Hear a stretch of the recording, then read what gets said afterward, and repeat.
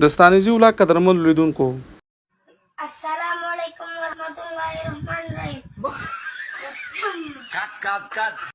شینواري نن وغوښتل چې چېرته لاړ سو چکر باندې نو سامان مو رکشه کې واچوو او داسې روان سو په کوڅه کې پاس عمومي سړک ته قومندانۍ سره څنګ روان وو او بالاخره د ترسکون هوټل سره نږدې یو وموغوښتل چې دا هم تاسو ته وښیو.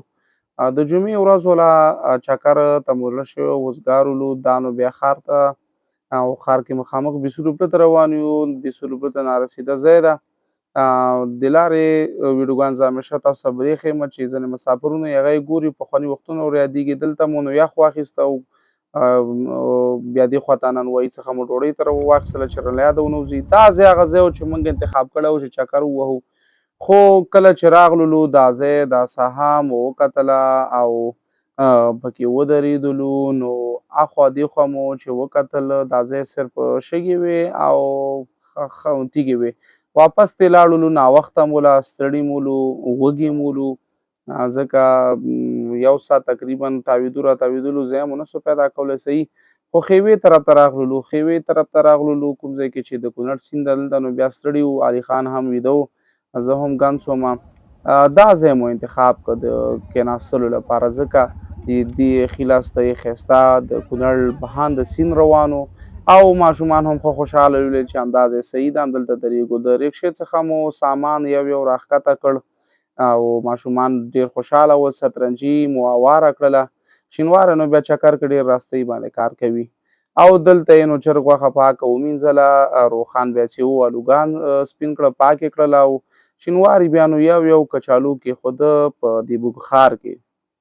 کله چې کچالو اضافه کړله نو غوښه یې ور واچوله او د غوښې څخه وروسته یې مالګه او اوږه اضافه کړله.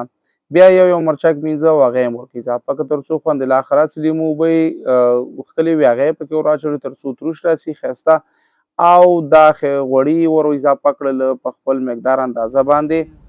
ګیس ډبه یې ولګوله څون باد و نو ویې غوښتل چې لاندې یې باد څخه لږ پناه کړي چې بیا دیګ پې ښه راسي د بخار وجوشئ. نو دلته دا هغه ځای و چې کوم موږ ناست ولو روښان اوبه پکې نشو جان کولی ماشومان هم کتل او ما وغوښتل تر څو دیګ تیارېږي چې د لمونځ خپل خلاص کړمه په خیر سره. دلته دا ملګري هم راغلي وو چکر ته تر څو دیګ تیارېده لږ ارام یې وکړ. ابراهیم شینواری هم لږ په عذاب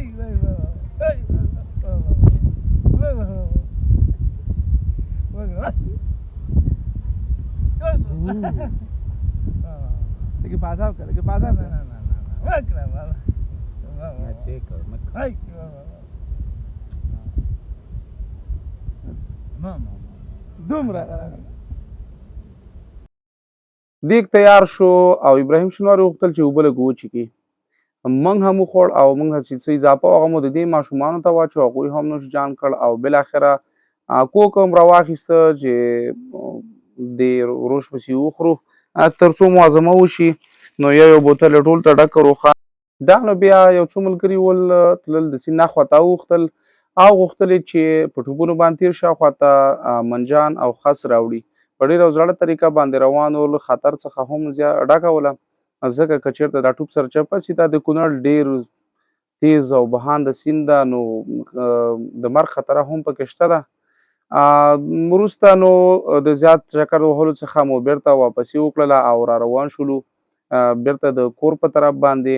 نو ماشومان رکشه کې سپاره شول زموږ خو د سفر وسیله چې د هغه رکشه ده د روښانه او شینواری هم ښه خوشحاله و د چکر څخه بیرته واپس روان شو. شینوارو څخه مو غوښتل چې خدای پاماني وکړي. ډېره خوند یې وکړی چکر ښه خوند وکړ ډېره مزه یې وکړه. بیا به له خیره نیکسټ ټایم به کله ځو چېرته انشاءالله جمعې په ورځ به ته نقشه واچوم مغزر به ځو انشاءالله.